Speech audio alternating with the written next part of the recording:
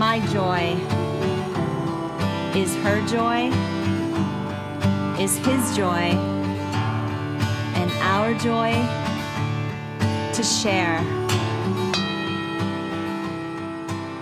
Welcome back to another episode of Woo Woo in the Real World. I am Becky Davis here with my co-host Tammy McCarthy, and we are joined with Perdita Finn. We're so excited for this conversation. We were just talking about how we're all cozied up because it is really cold today when we're recording, and we've got trying to stay warm in our respective homes. So welcome, Perdita. Well, thank you so much, both of you, for having me on. It's warming my heart just to be here. Aw, thank you. Well, I met Perdita on a different podcast that I was on with my friend John Burton, and he was nice enough to invite me to, really, I was just a fly on the wall because he was great in the interview, but he invited me to interview Perdita for his show, and I loved it so much. As soon as we were done, I said, you have to come on Woo Woo in the Real World. Our audience is going to love you because this is a topic we haven't really covered yet, and we haven't really talked a lot about, but it is something that we hear a lot about in the spiritual lexicon about healing ancestral wounds or kind of working with the dead. And to be clear, Perdita is not a medium, so that's not what this is about. This is about having a relationship with your ancestors and people who have gone before.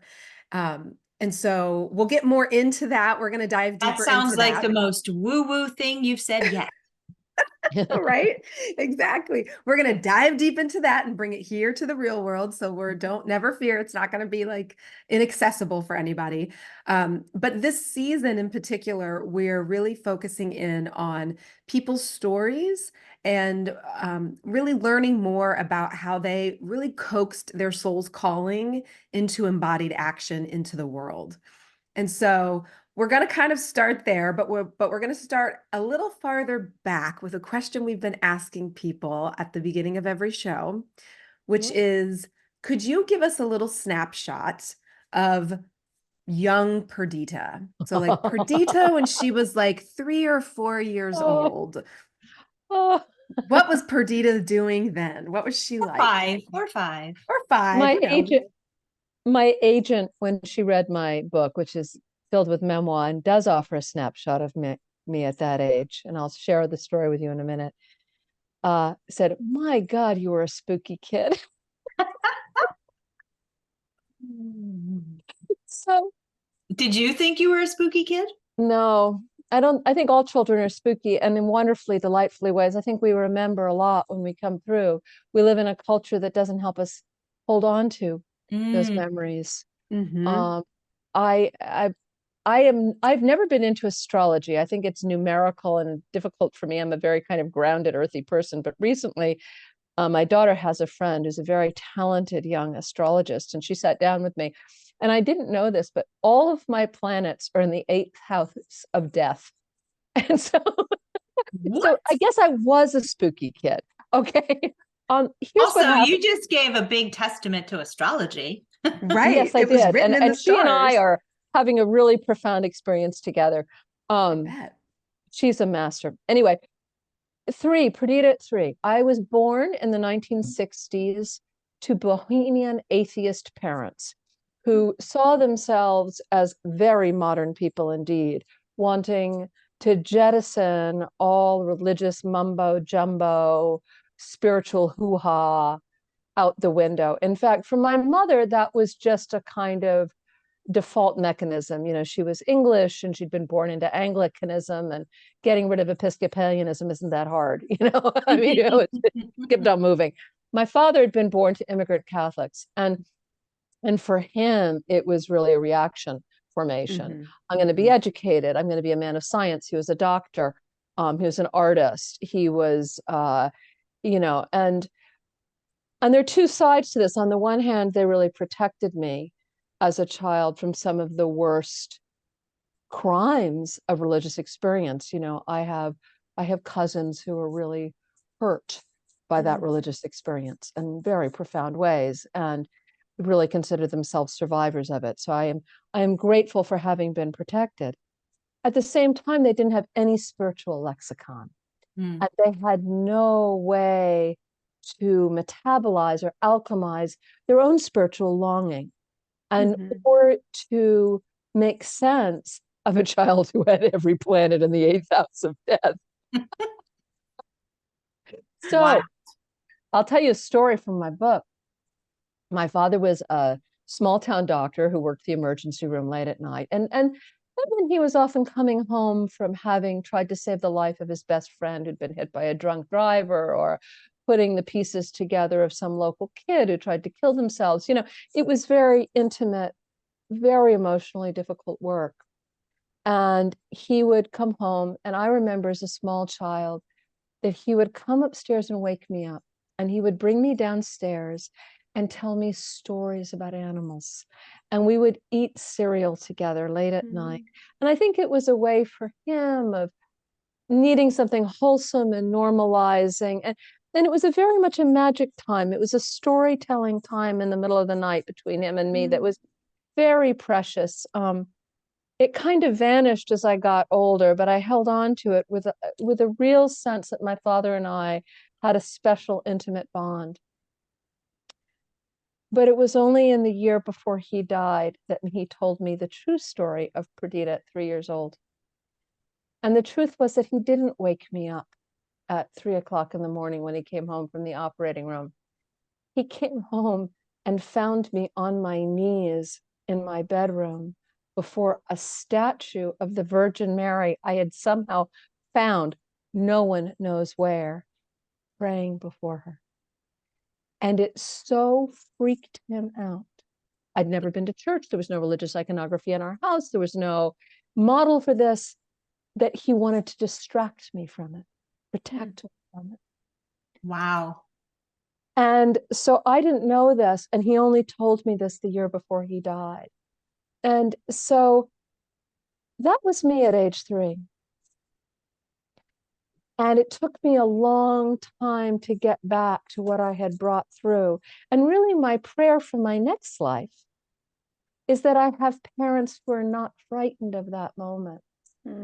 Don't box it in into some tight little religious ideology, but can see me for who I am, for the magic I have carried through from one lifetime to another, and help me cultivate it. Yes. Oh, I love that story. I think That's wild. It's wild, and you're setting the table just so perfectly. And so the reason we start with that question is because when people are trying to find their way of how they're, the show is about coaxing your soul into embodied action. And so when they're going through that process of really trying to get in touch with their greatest longings and their greatest desires and what they're uniquely meant to bring into this world, sometimes it's more a process of remembering than reinventing. And Tammy and I have talked about this before.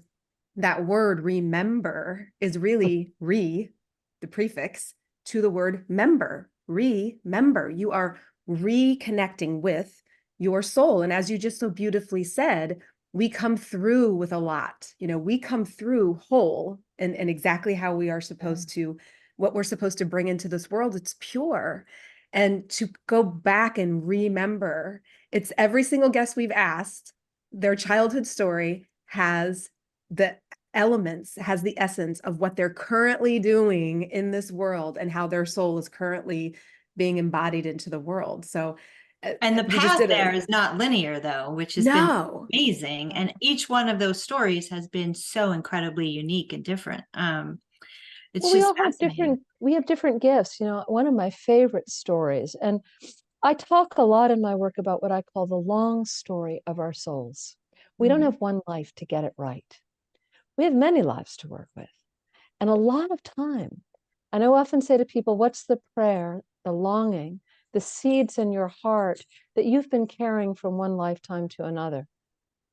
What would you do today if you knew you had all the time in the world to make it happen? But a story I love comes from a man I talked to, had been an anthropologist, Harvard trained and very official and scientific, who went to study the Kung, one of the last hunter-gatherer groups in South Africa, and he went to study them in the 1960s. And, he had been trained in his scientific discipline to figure out, the hierarchical systems in this community. How did they organize their leadership? Who was in charge? Who's in charge?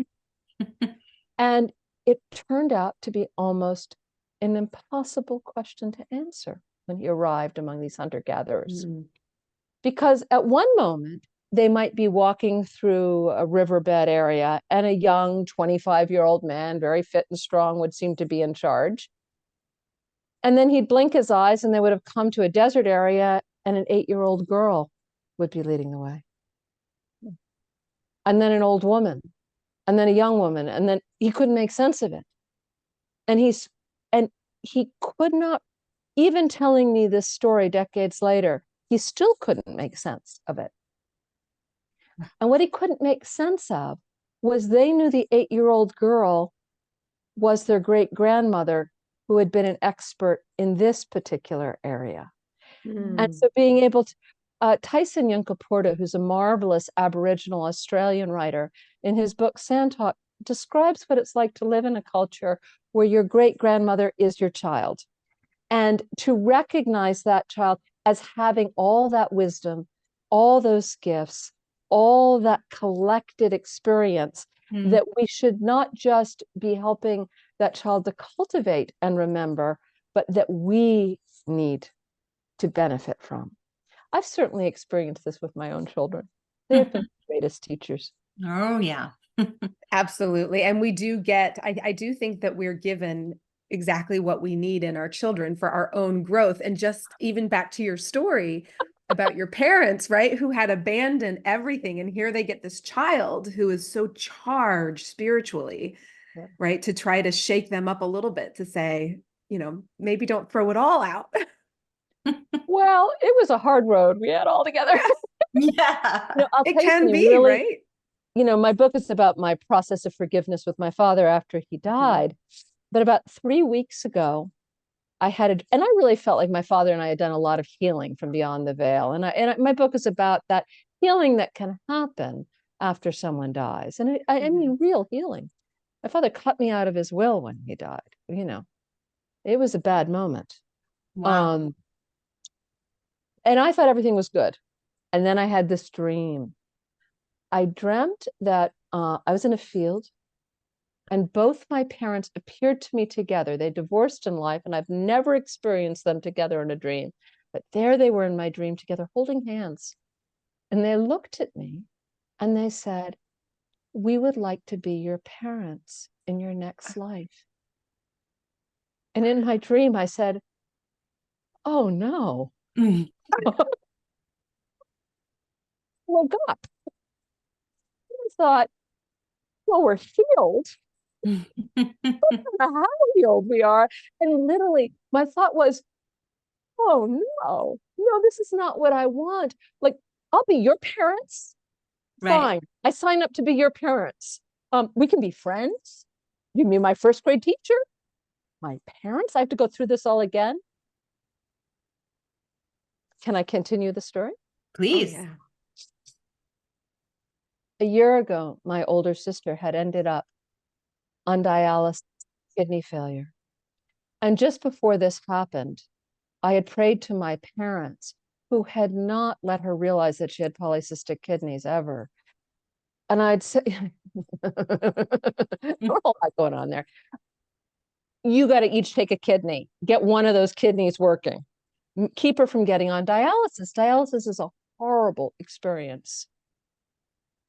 She ended up on dialysis 3 times a week. And, it means she can't travel. It's really hard. It's really, she's been rushed by ambulance 3 times to the ER. I mean, dialysis is not fun. And I decided at one point, I just put a bowl of water in front of a photograph of my parents and said, I don't know what you can do to clean this situation up, but do something, make it so that dialysis is routine for her. She becomes a candidate for a kidney transplant somehow, do something, for God's sakes, do something. 2 days after I had this dream, my sister called me and they had determined that her kidneys had fully healed and they were taking her off dialysis. Do you know how often this happens? 1 in a million. Her nephrologist is writing a paper about it. It's so unusual. And it's astounding. And the day, you know, it was the day of her last dialysis, my mother's birthday. What? Oh my God. Yeah. And so that moment, I looked at my parents and I said, okay, you can be my parents in my next life. It's as if they were answering the concern that you had about, Yes. have you changed? Are you able to care for the deepest parts of us? What will it take for us to be her parents? We want to make this up. We want to make this up to you. We want to show you that in your next life, we will sit down on our knees beside you and pray with you and learn the prayers that you are bringing through. Right. Oh my gosh. Wow. So does your sister know this part of the story? Okay. My sister is not, my sister is on her own journey. Everyone's on their own journey. She says, everyone keeps crediting their prayers, but I ate a lot of blueberries. This is probably all of the above. There you go. Whatever it takes. My sister credits the blueberries. I will credit my parents. Okay. But my sister also feels like she's a miracle, and she has not felt like much of a miracle in her life. And so I'd like my sister to feel like a miracle. That too. That is amazing. That is amazing. That is amazing. So, okay, we've got to unpack a few things here. So aside from the deeply personal journey that you have been on and this path, how did these gifts that you have become known, and how did this become your work? How did I end up talking to dead people? You know, AKA talking to dead people. You know, we get herded sometimes. I think we've all had the process where suddenly our options get very, very narrow, and there are not many directions we can go on. And I've had 2 profound narrowings in my life. You know, you could look at my resume and you say, oh, she was a high school teacher and she taught writing, and then she was a writer and she wrote a lot of books for teachers and she wrote middle grades novels, and you know, she paid the bills by writing My Little Pony books for years. You know, I mean, there's that story. And then 13 years ago, my daughter became very seriously ill, and no one could tell us what was the matter. And I was a doctor's daughter. And I thought, you know, you went to the best guy and you paid the most money and you had the right tests and you figured out what's the matter and you took the pill and you got better. On that journey with a kid of mine too. Oh, we need to talk then. And all the doctors couldn't put my daughter back together again. And all they could tell me was that something is very the matter, but we don't know what. And we spent all our money going down to pocket doctors, all our savings. We took out a second mortgage in our house. We stopped paying our taxes. We just poured everything to getting our teenage daughter better. And then we lost our jobs. Wow. And you have a sick kid and you have no money. And suddenly you have to learn about prayer. And then fate would have it, I was introduced to one of the most extraordinary psychics I've ever met. And I have now, 13 years later, met a lot of psychics. And I met a woman who transformed my life. I had been talking to the dead since I was a young mother. And I'd been having spiritual experiences that were quite profound my whole life that I didn't know what to do with. That, you know, I converted to Catholicism for 13 seconds. I joined a Buddhist organization for 13 seconds. I was always trying, what do I do with this? What's going on for me? I eventually was like, I kept saying, I want a group of moms to get together and want to pray. And I couldn't figure out what to call us. I kept calling us Mothers Without Borders. We need Mothers Without Borders. But I didn't know where my spiritual home was, and I didn't know what to do.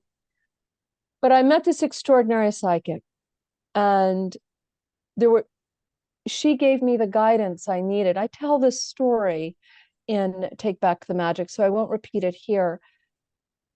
But she really helped, became my guide. She's still my guide with my daughter and helping her through what has been a profound initiation. Initiation isn't a weekend workshop. Mm-hmm. Initiation is not knowing if you're going to survive or not. Mm-hmm. And being herded into having to bring something through that may not feel very pleasant at all. And I think both my daughter and I and my husband and my son felt herded through this experience that was very extreme and very hard, and, you know, involved lots of ambulance visits in the middle of the night. And this woman, Susan Saxman, I ended up writing a book about her. And that book sold and then got optioned by Shonda Rhimes, and a lot began to happen in my life. I'd always wanted to be a writer since I was a small child, going back to those storytelling nights with my father in the kitchen, and, you know, many My Little Pony books. But suddenly I was writing about what I mattered most. And suddenly the stakes were high. And, you know, here I'd been pretending to be, you know, a swim team mom and a PTA mom and an ordinary person.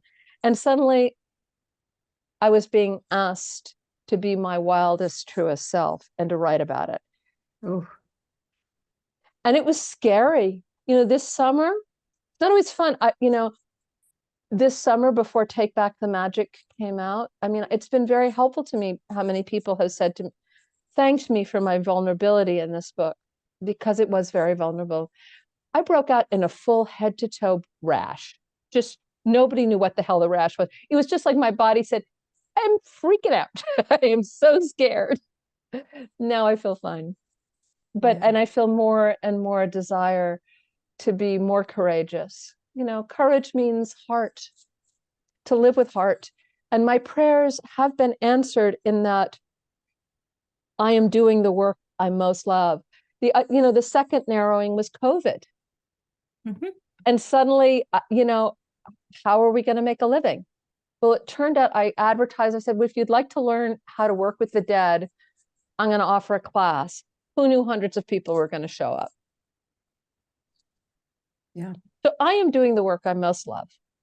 My heart, those seeds in my heart I talk about that I've carried for lifetimes, are being grown. My daughter's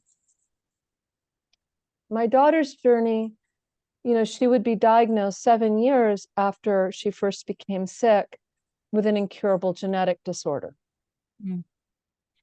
And that's considered one of the most painful syndromes in the world. So she deals with phenomenal pain and has lots of tertiary problems, and physical embodiment is quite challenging for her. She will say in the book she's about to publish, her third book, she's just turned 30 and she's already published 3 books. Amazing. But she's become someone who writes about chronic illness and our current ecological crisis with such vision that people all over the world have come to listen to her about it. She's much more famous than her parents. Some of you are listening. I'm the mom of Sophie Strand. So, mm-hmm. And she too has had to bring through something with all this, mm-hmm. and will say that she would, you know, she often says, like, if I hadn't gotten sick, I would have, you know, screwed around and messed around in college, and then I would have gotten an internship at a publishing firm and gotten a PhD I didn't know what to do with. And instead I had to ask myself, in the words of Mary Oliver, what are you going to do with your one precious life? Yeah. Yeah. And she got to that lesson sooner than a lot of people do. Yeah. Exactly. Yeah. All right. Well, I feel like we're tap dancing around the talking to the dead. Yes, that's what I was getting ready to zero in on as well. Mm-hmm. So seriously, like, define that for people who are listening, who are like, okay, girls, you just took a different turn here in woo-woo land. So what are we talking about really? Okay.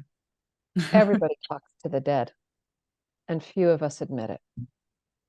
A mother, a father, a grandparent, heartbreakingly sometimes a child. a best friend, a lover. We often don't think we're doing anything when we talk to them, but we do talk to them. Such conversations used to be ubiquitous. Everyone used to talk to the dead, and everyone used to know how to speak the language of the dead and listen to the answers they received. Nowadays, we only think psychics can do that, right? But what my psychic friend said, and she's pretty special, you know, she as a child had to learn to tell the dead and the living apart. She couldn't tell them apart. That's something. Okay. She's something else. But everybody used to be capable of talking to the dead. Why don't we talk to the dead anymore? That's something I'm fascinated by. She says everybody's psychic. We're all psychic in our own ways. The novelist, the historical fiction novelist, anybody read Outlander? That woman had never been to Scotland when she wrote that book. Oh, really? Oh, really? We're all psychic. Some of us express it in music or art or painting or sculpture or just in cooking. Or there are a lot of different ways we bring through these transmissions from the other side, not just by being mediums or psychics, but we're all in conversation with the other side. We all know things and don't know how we know them. We all arrive in places and feel like we've been there before. We all meet someone and know we've met them before, right? We all wake from a dream and say, that felt like a visitation. We all think of someone and then are surprised when they call us on the phone or we read about their death. These are normal experiences, but we dismiss them in our culture. And I think it's important to talk about why. Because we have to understand the belief sphere we're living in, which is not very nice. And it goes back to the religion that my parents rejected, thankfully. You know, religion is a recent arrival for human beings. And it comes out of when we stopped being hunter-gatherers, when we stopped walking and following the herds and the migrations and the seasons, and we settled down and began to grow crops: wheat, barley, rice, and corn, 4 foods I can no longer eat. But those 4 crops created the first money. A lot of reasons why that is. I could do nothing but talk about how this process unfolded. Happened about 10,000 years ago after a climate emergency. And people began to settle down, stop moving, and grow crops. And I often say that monocrops gave rise to monotheism. We began to worship one God who controlled the food. But the real issue is that those city-states only benefited the 1% then, just as they do now. And that everybody else was pretty much enslaved to the service of the 1%. And that slavery became justified in religion. And so misogyny, war, violence, slavery, and religion all go hand in hand together. Fascinatingly, one of the things you read about in early religious texts is the need to stop women from speaking to the dead. 2 extraordinary feminist scholars have written a lot about this, and I cite them in my work and I've talked to them about this, which is, how could the priests get people to obey them if women were trusting their dead grandmothers and great-grandmothers? Yeah. Her great-grandmother says you're full of shit, you know? And it was a real problem. Do you know what I mean? Like, so thus began a 10,000-year propaganda campaign by religions of all varieties, whether they're Buddhism or Hinduism or Christianity, or all of them, all of the big guys, to demonize the dead, to make us frightened of the dead. Oh, you got to be careful with the dead. The dead might reach up their hands to their graves and pull you down under. Oh, the dead are in purgatory or in hell. They're gonna drag you down. They're gonna scare you. They're gonna haunt you. They're gonna. How many horror movies are in our culture? People are more frightened of the dead and the dark than they are of rational men in boardrooms figuring out where to drop the bombs. I'm going to tell you who I'm frightened of. I am frightened of the living. I find the dead enormously comforting and empowering. They've freed my voice. They've freed my power. They've made me audacious. They've made me dangerous. So how have they made you dangerous? I might want to because I'm having a good time and I'm not fearful. Right. And probably from their own liberation, right? I mean, on the other side, their There's own liberation. Enough time. I don't have to be frightened of being a good girl anymore.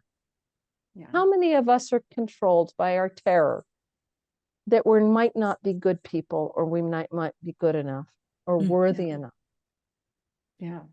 So could you take us through a little, like, just to bring it down to the practical for the people who are listening and they're like, wow, this is, I mean, I love the history of things. So I love kind of getting into origin stories because I think there's a lot there. Let me tell you what it looks like on a day-to-day, everyday woo-woo. Yeah, exactly. Like how are you working with the dead every single day, you know? So in the morning, my kids are grown now. My husband and I wake up and we get to lie in bed and drink our coffee and look out the window at the birds and be anxious about our children. Okay, so the car, nothing more real than that. The medical appointment, the bills to be paid, the breaking this, the real world, the real world, all the headaches. Oh my God, the insurance claim I've got to file and try to get someone on the phone to fight about it. Right? The 10,000 frettings of being, this is the mothers in the real world, right? Like you carry on your back. Oh my God, and I've got to call the plumber and I've got to deal with the sink and I got to, oh gosh, and you know, everything. So we fret, holy fretting. Fretting, by the way, because you're a musician, Becky, doesn't just mean worrying. It also means making a kind of music. It also means weaving the world into being. And so when you fret, you begin like the old goddesses to make magic happen, weave it together. And what we do is we turn over all of our worries, all of our anxieties, all of our problems to actual dead people we know on the other side. Let me give you some ideas. My book just came out. I have a marketing team on the other side. Every time I worry about how my book sales are doing, I call in all the names of my 17 holy helpers on the other side. And they have done magic for me with the book. Magic, magic, magic. And when I worry about my daughter on the date, I have a whole little special team around each of the chambers of her heart. Had a good date this morning. And then, and when I worry about my son, I have a whole team on him that I put him together. If I worry about getting my husband a better appointment for his doctor's appointment, I call in my father's secretary, who was his medical secretary for the whole building. You know, remember in the days when you could have one secretary for all the doctors? And she always just like, boom. Oh yeah, we can move that appointment up. I need, our car broke down this weekend. I called in St. Christopher. Oh yeah, it was just a spark plugs, no big deal. These are the ways the dead show up for me. I got this new vacuum cleaner. All right. My brother told me that there's this new vacuum cleaner that's better than a Miele or whatever. And my mother's ancient Electrolux finally died. And I thought, I've got to buy a new vacuum cleaner. So I listened to my brother and I bought this German vacuum cleaner. I forget the name of it. And I used it and it was amazing. I felt like a 50s housewife. I'm like, oh, it's light. Oh, it's powerful. I felt like I was going to dance around the house in my taffeta talking about this vacuum cleaner until it came time to change the bag. And I couldn't figure out how to do it. I got YouTube videos up. I got the instructions up. I could not, like, it was some design that's completely counterintuitive. And I couldn't make it work. And I was so angry. And then I remembered a handyman my husband often talked about who worked for his grandmother. Never knew this man in life, Mr. Kelso. He was a shell-shocked World War II vet who used to solve all of his grandmother's problems and never spoke. And I said, Mr. Kelso, I need a man. Help me, help me. And I just sat there and I thought about him and I called him and I went downstairs and I looked at the vacuum cleaner and I said, oh, I didn't notice the green piece of plastic. I have to pull that off. Boom, solved. And just like that. And just like that, Mr. Kel, of course I had to go down and look at the vacuum cleaner and notice the green piece of plastic. You know, there's a famous saying that is, you know, pray to Allah, but tie up your camel. Action and prayer have to be united. I talk about collaborating with the dead, not using the dead as a vending machine, but I collaborate with them. Now, I also work with the dead on big problems, big issues. You know, I work with them on my daughter's healing and my children's love life. I have a whole team working on what I call Project Grandmother, because I want to be a grandmother. Neither of my children is even dating anyone. That's what I'm gonna do. There is nothing that you can't ask the dead for help with. And that used to be how we prayed. We felt the presence of not one judgmental bearded man in the sky waiting to funnel us into heaven or hell, but of ancestral presences who loved us, who cared how we were doing. Yeah. Yeah. And I think it's also interesting because there's so much talk about ancestral healing and kind of healing from ancestral wounds, but not nearly enough talk about ancestral fortification. I mean, it's not all bad. So, I mean, the things that our ancestors were great at, just like you were saying, the things that they were great at, or the things that or even people that you know that maybe weren't your blood relatives in this life, but have gone before and you remember them, to call on them for what they were particularly gifted in to help you, just like you did the handyman, the cleaning for the vacuum cleaner. Or like your parents, you know, for your sister. I think a lot of it too is, you know, they've got karma on the other side to work out, right? Exactly. So they can dive in and help, but they have to be asked. But they have to be asked. And here's the thing I want to say about that ancestral healing trauma stuff that I think is burdensome. I think it's spiritual busy work that's designed to keep us from spiritual empowerment. And I'm going to be pretty clear about this. You know, the Christian church used to say that souls went to purgatory and you had to pray for them to be released from purgatory. You also had to pay for them to be released from purgatory. Okay. And there's a lot of that going on with the ancestral healing scene right now. You have a lot of work to do to clean up your ancestors' mistakes and trauma. If you don't do it, you're not going to be a whole good person unless you clean up all of the mistakes. Well, look, we're human beings. Civilized human beings have 10,000 years of karmic catastrophe behind them. Okay. But it represents, the reality is those on the other side who've made mistakes. To see with the eyes of the dead is to know we've made those mistakes and want to make amends. And the dead don't need healing, we need healing. And the dead are beautifully equipped to bring us the healing they so generously want to offer to us. But we do have to ask, Danny. We have to ask. So I have a question, which is, in hearing you talk about these different spiritual teams, right? You know, I'm someone who definitely is on a spiritual journey. Where I am in the spiritual journey, I have no idea, right? And you know where you are. Yeah, right. But, you know, I feel though that my intuitive sense is getting much stronger. My, you know, connection to my higher self. I know when I'm not in that, and how I have a few tools, and through meditation, how I can get myself a little clearer, a little stronger connected, right?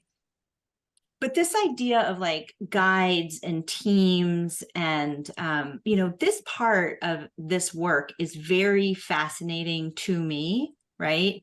And there are times when I feel like, you know, I have a deeper knowing or a sixth sense, you know, all these different things that we talk about. And it's, you know, through some spiritual coaching or, you know, sessions with a medium, for example, there have been kind of the same guides coming through, different people that I'm having sessions with, right? So I'm thinking, wow, this must be my formation of my spiritual team, right? To know that I can call on Archangel Michael or Archangel Uriel, for example. But I'm also like, well, why don't I have a connection with my grandmother or my grandfather that I spent so much time with? Why don't they show up with answers for me right now? There are times when I'm just like, you know, Grandma, why was it that way? Or can't you help me now? Or, you know, like I'm paraphrasing, but it's like there are times when I want to tug on those ancestral, you know, connections or cords or whatever. But then there's a whole side of my ancestors that I've only just become aware of through meeting my biological father 4 years ago. And I was in a session with somebody who didn't know that, and they're like, your paternal grandfather is here with you. And I'm like, does he even know me? Or how do I know my paternal grandfather? Like, I never knew. So I'm just saying, like, it's so interesting where you've got all these different teams, you know who they are. You could think of the handyman from, you know, your husband's world and call them in. And so like, I'm aspiring to that. And I'm like, well, how does somebody form their team? Let me tell you. Yeah. So if you look behind me, you're going to see a wall of ancestors. I've made a space for them to gather. And I create litanies that I recite their names out loud. It can take me 3 or 4 hours. And I can invite your viewers to do that, which is not just your parents and your grandparents and your great-grandparents and your known parents and your known parents, but your teachers, your friends, your pets, your neighbors, old lovers, the dead you know for some reason you can't even explain. Because I want to go back to what you said originally, Tammy. We live inside mystery. Behind us, before our birth, is dark mystery. Before us is our death and dark mystery. This planet spins around a sun that swims in dark matter. And even the smartest astrophysicists don't know what dark matter is. We don't know where we are. We don't know who we are. But what we can feel is the guidance and the intimacy of love and connection. Wherever what we can feel is belonging. And so how do we cultivate an experience of belonging to this earth, belonging to this darkness, belonging to the womb of the cosmos? How do we feel it? Start small and practically. Make a space in your home for the dead to gather. Make an ancestor altar. Put photos of dead people you love on it. Get a book. Write down the names of everyone you know who's died. Everyone, including that weird kid you didn't like in 8th grade who you heard about 20 years later.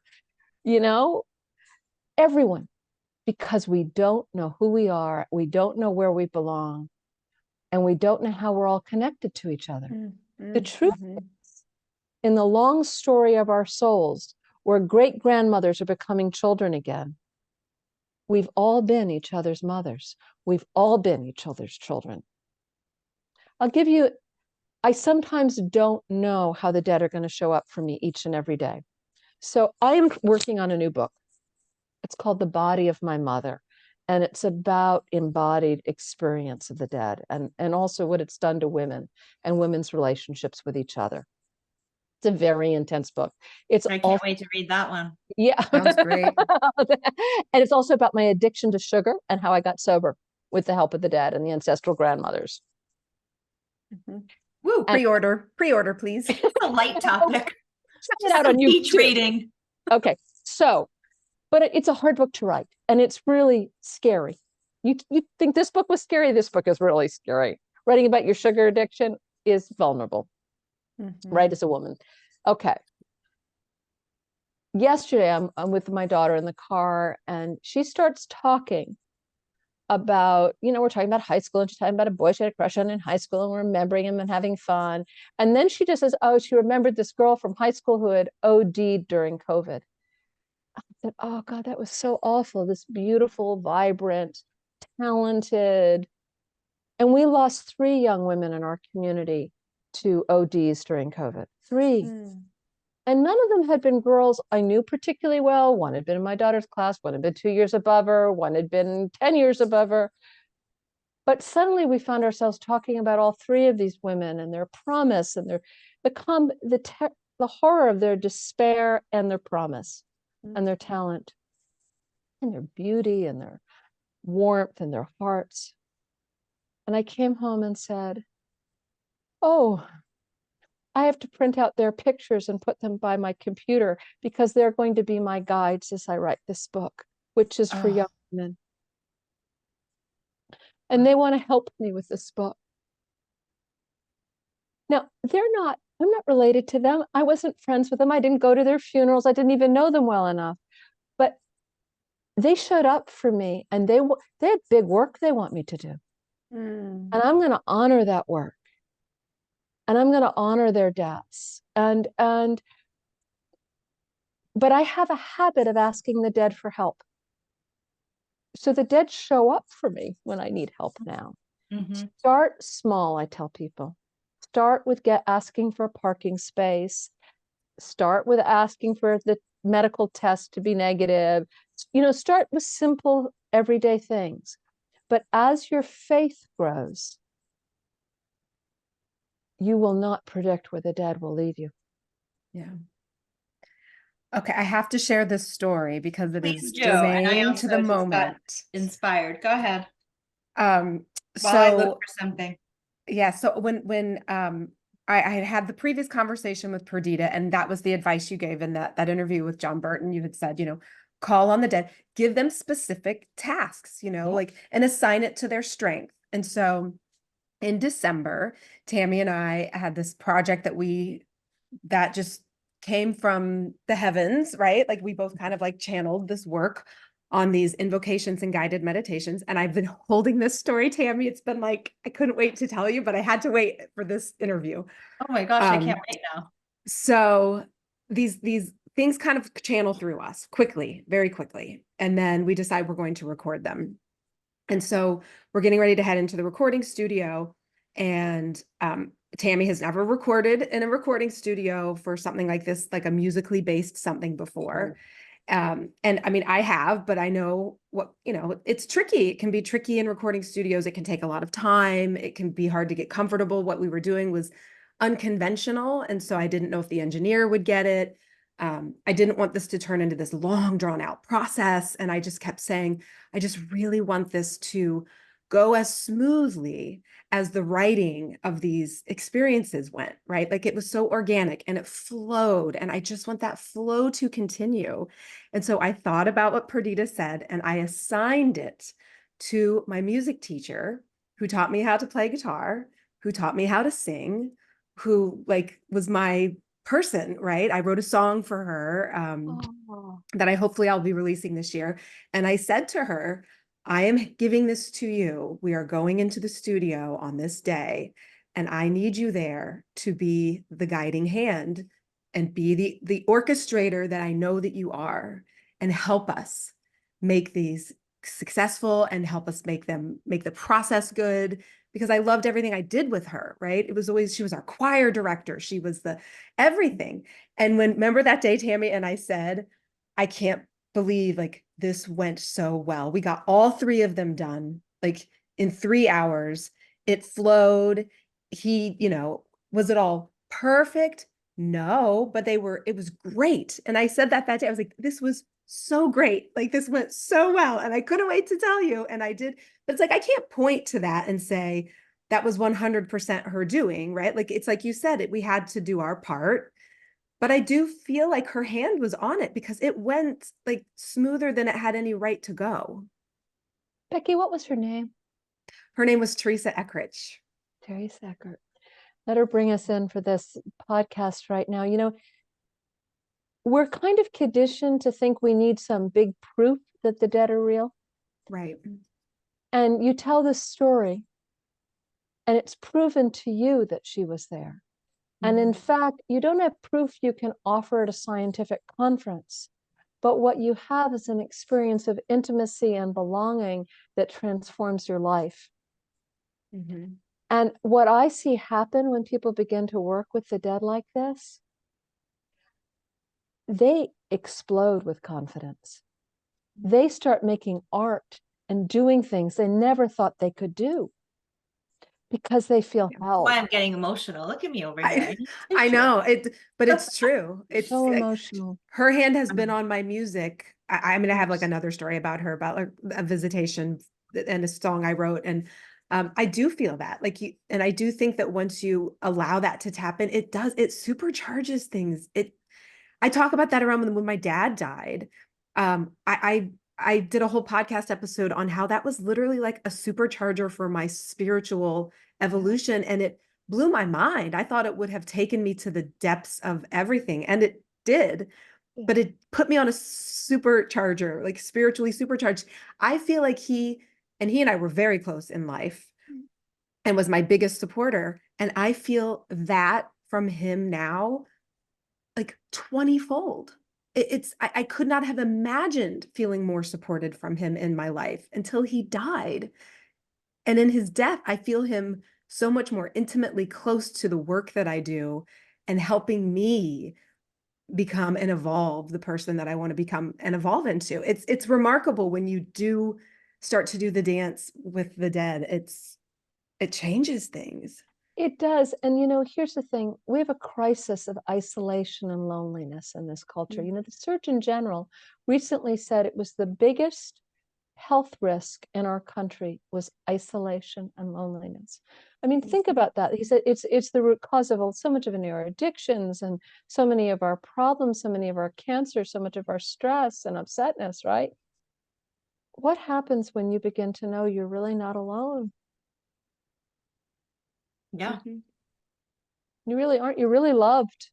You are worthy of love, and not worthy of love by some abstract God. You're kind of doing spiritual gymnastics to convince is paying attention to you, but by your grandmother, by your father, by your music teacher. You know, I'm thinking of your music teacher, Becky, and I think, you know, your mother in a past life said, oh, in the next life, I'm going to be your music teacher because I can get through to her better that way.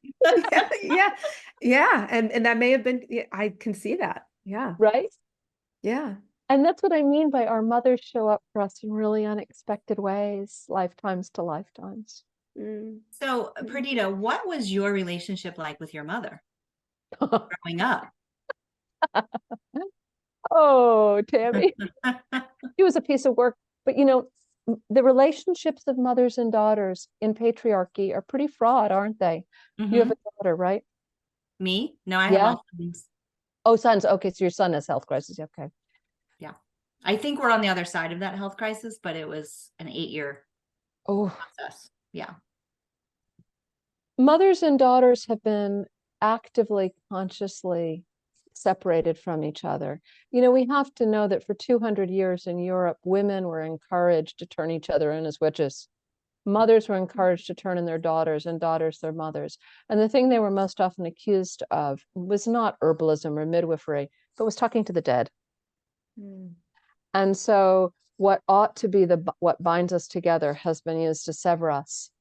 And then if you look at, you know, Freudian psychology, who's the big problem? Mama, right? And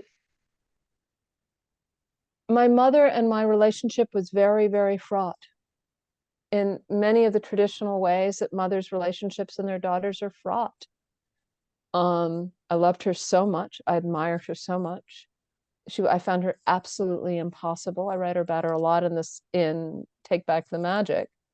I mean, I'm always trying to tell new stories about the dead. I hate to get stuck into the ruts of telling the same stories. And I hate to use the kind of psychological buzzwords that people use as shorthand that miss the nuance and complexity of relationships. So I don't want to go there, but no, it's really difficult. I wish we had known how radical and revolutionary it would have been to be a team. Mm. One of the gifts of my daughter's illness has been our need to be a team and to heal a lot of those divisions between mothers and daughters, and to really see ourselves as a team. And but you have to be conscious of it in this culture, because our fairy tales are filled with the evil stepmother who's out to destroy the young princess, and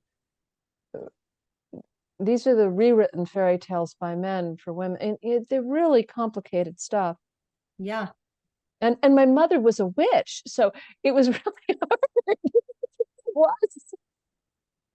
So it sounds like you have a shall we say, less complicated relationship with your mother now than you did when she was alive. Gosh, I mean, there are people I think, oh, I can't solve this problem now, but when they're dead, we'll get along.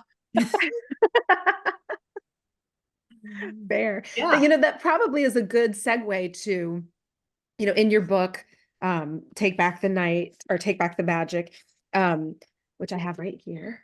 And I loved, you do talk about the whole premise of the book is the real healing that you got with your father after he passed. And so I'm curious, both with your mother and your father, and you shared a little bit about the story about with your sister, but that didn't happen when you wrote this book. So can you talk a little bit about how that healing, what was that journey to be on a healing journey with someone who had already passed? And how did you know that, how did you know you were healed? You didn't have that other, person in physical form. How long ago was that? How long ago was what, with my father, with my sister in the dialysis? No, when your father passed away. My father passed away 13 years ago. And so it takes time, My husband's father died 2 years ago, and he's still, he was 91 when he died, and I think they had come to a certain kind of healing about the issues from my husband's childhood. But it was only after he died that my husband realized he felt safe to be angry at him for the first time. And so he's not even ready to work with him yet. He's still got to be angry. And one of the things I often tell people is the dead can handle your anger. It's okay to be angry. And the dead have a lot of tools for atoning and making peace. So I think that's huge. That's a huge permission slip. Sorry to interrupt, but I think a lot of times when somebody dies, you feel like you cannot say anything bad about them. You have to that honoring them means to glorify them. And then what do you do with all that anger if you have unresolved issues, or you have anger, or there's hurt? There have been things even with my own dad that I didn't have issues with him in real life, but since, there's some things that I've been like, that was kind of a shitty pattern, Dad. Like, and you were part of that, We're all part of it. We're all making mistakes. That's what it means to be a living being, is to make a lot of mistakes.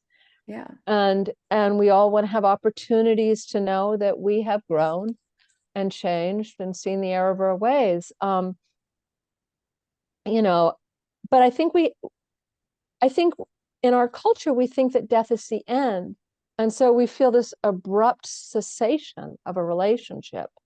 Like, what do I do with all these feelings? Well, I'm telling you, the relationship is just beginning. It's not over. So you have your feelings. And I always tell that, like, the dead can handle your anger and your rage. So, let them know how you feel. I was so angry at my mother's brother when he died.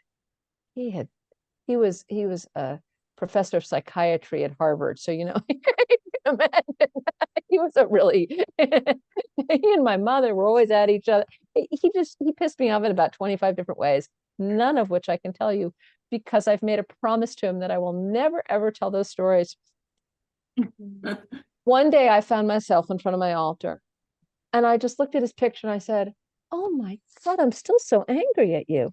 I can't believe how angry at you I am.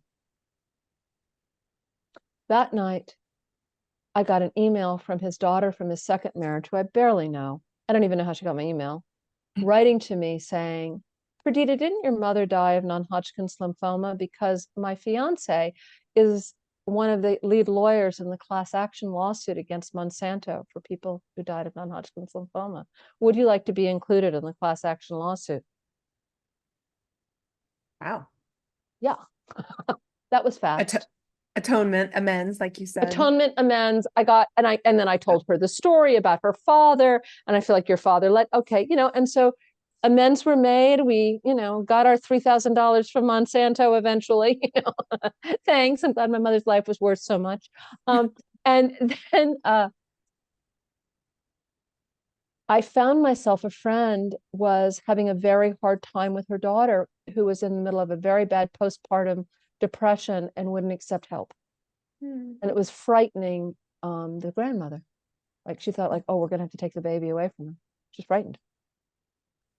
And she said, do you know anyone on the other side who could help? People come to me about, what do you know on the other side? You're the matchmaker for the other side. I love this. My uncle was really good at speaking. He was famous, actually, for being able to reach people in the middle of psychotic experiences. So I'm going to send you my uncle. She called me up the next day and said, my daughter has agreed to take medication and to begin seeing a therapist. Wow. Like that. That's the end of the story. One night, my daughter was having a really bad night with pain and fear and in her illness and just feeling so unsafe in her body. And I was spending the night at her house and I felt my uncle walk into the room. And I said, oh, you want to help her? Barely knew her in life. And then I remembered he'd written a book called A Safe Place, which had been about creating a safe place therapists and their clients. I said, can you make her feel safe in her body? That's your job. And, I put him there beside her and I felt his presence in the room. And what I felt was not rage at him anymore. I felt his gifts. I felt his gentleness. I felt his power. And I also felt love. So a lot of healing happened. Yeah. Beautiful. And, we often say the dead will live in your memory. We say this at funerals. And when I think about my memory, I think that's not a very nice thing to say to people because my memory is not very good. But when the dead show up and get the job done and we tell stories about them, those stories keep the dead alive. So 7 generations from now, people will calling on your music teacher, Teresa, in the recording room saying, oh, she's the patron saint of having a good recording session. They won't remember anything about her other than that. Right. But calling on her. Everybody listening to this when they go to record something will be calling on Teresa. And she will have become a patron saint. And people will tell stories about her and her miracles. Nobody remembers who Saint Anthony was in life, but everybody calls on him to find stuff for them. Right, exactly. 1,000 years later. Yeah. Right. It's so fascinating that you just made that connection. I mean, I love that little connection and the idea of keeping the dead alive because they are very much still alive in a different form and keeping their spirit. I'm sure that they, love to hear their names called. They do. I walk through cemeteries just saying the names of the dead out loud. That's so cool. Oh my goodness. What's so weird is sometimes names will stay with me. And I just let them stay with me. I don't know why. I don't know where I am. I don't know what's going on, but I just let it happen. Wow. Well, this has been a fascinating, deep conversation. I am so delighted that we had it because yeah. Sorry, go ahead. Do you have another question, Tammy? Do you have I one? have two things. One Great. is I want to hear the story in closing of the artwork behind you. Oh, because I'm feeling it. I was like, there's a story there based on this conversation, and I would love to know it. a long story. You can read the whole story in a piece my husband wrote for Tricycle Magazine many years ago called 13 Ways of Looking at a Madman. Okay. I believe it's available online by Clark Strand, my husband. There was a man in our community who we became friends with when we moved here. He had been a patent lawyer in New York, who one day had heard a speech by a Tibetan teacher, quit his job, given a Park Avenue apartment to his friend, and decided to live on the streets as a wandering monk. Came up to Woodstock to paint the monastery up here, decided the lamas weren't holy enough for him, and went down to live in a little shack on a creek with no running water or electricity or heat to pray. And he would write the mantra Om Mani Padme Hum on stones that he would give to people on the streets of Woodstock. Many people knew him as Silent Mark because he never spoke. He spoke all the time to Clark and me. We talked to him all the time. We knew his whole story. He was a lawyer in good standing and would advise the town on issues of law, and he looked like a homeless person. Some people thought he was a homeless person.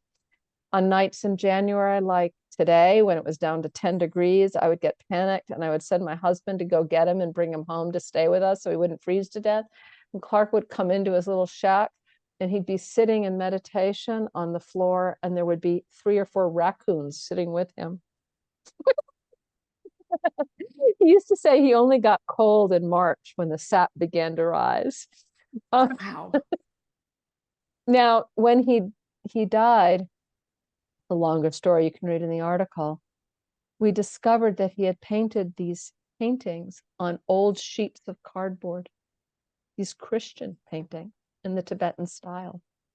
And so I have them behind me. He was a Jewish lawyer who became a Tibetan something or other, a Repa, but painted these Christian scenes in private. They're extraordinary. I believe they're That's amazing. art. That's amazing. Wow. Okay. And then you inspired me because this is my number 2 of my 2 things. So I'm in my little, it's like part office, part sacred space where I work and I meditate and I speak to the angels here. And my laptop is on my little desk here. And I've got 3 drawers and I'm like listening to you. And I'm like, wait a second. My dad sent me a picture of my grandmother, Lillian, who they called Libby, and who apparently I am so much like, right? And I've been getting to know her and her just everything about her. And I realized that I had put the picture in my desk drawer.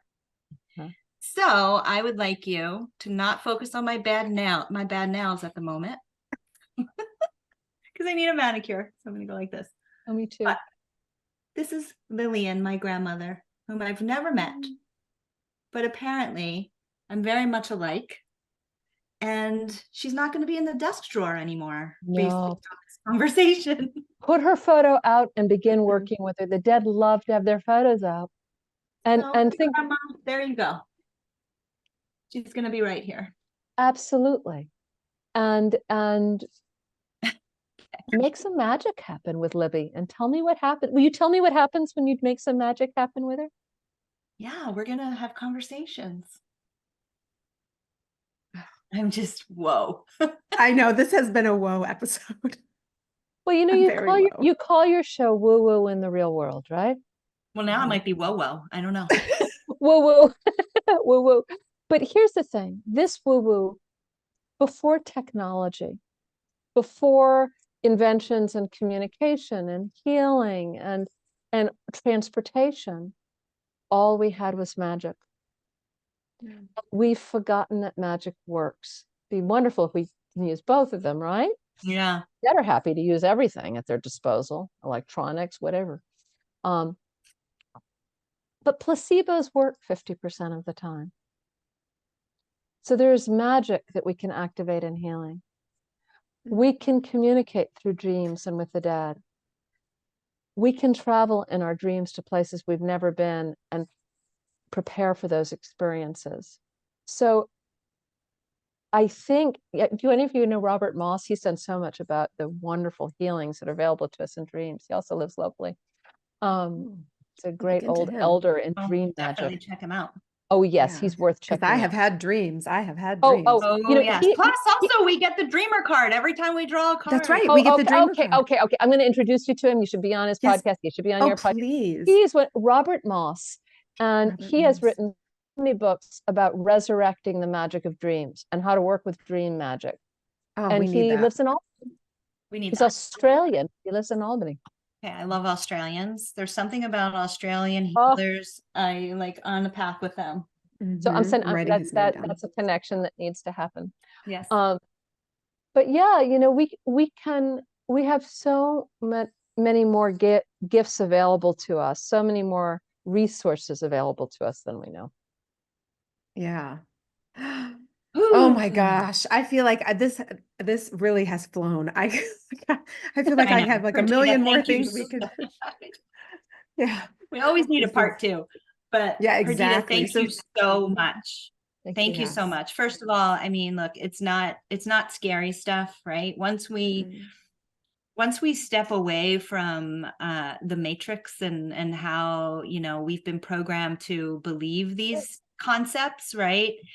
And we really just tap into our heart and we stay open. It's beautiful. It's just a beautiful, wonderful way to be in the world and of the universe and these communications. And, I hope that if anybody takes anything from this, it's that start pulling the pictures out from the ancestors and start having those conversations. Absolutely. Incredible. There, right? And write me when you have your miracle. Because you will. Right. Yeah. So Perdita, that's exactly, tell everybody where they can find you and stay in touch with you. Okay. My book is Take Back the Magic. My website is takebackthemagic.com. And my Substack is Take Back the Magic. So that's pretty easy, right? And on social media, on Facebook and Instagram, I'm Perdita Finn. And I write a lot. I have once the dead start working with you, you can't shut up. So I write a lot about this. I teach a lot. I teach a lot of workshops about how to work with the dead from a lot of different angles for people who are interested. And I also offer a conversation through my paid Substack. I have a free and a paid Substack. But through my paid Substack, it's called Monthly Magic, and people come to talk about their adventures with the dead. Everyone's welcome. I'm sure we're going to send some people your way because it's been a topic that's come up, in our community as well.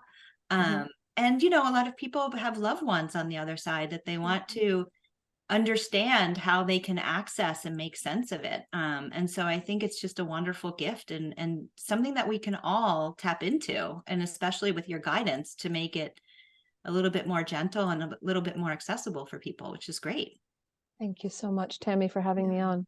Yeah.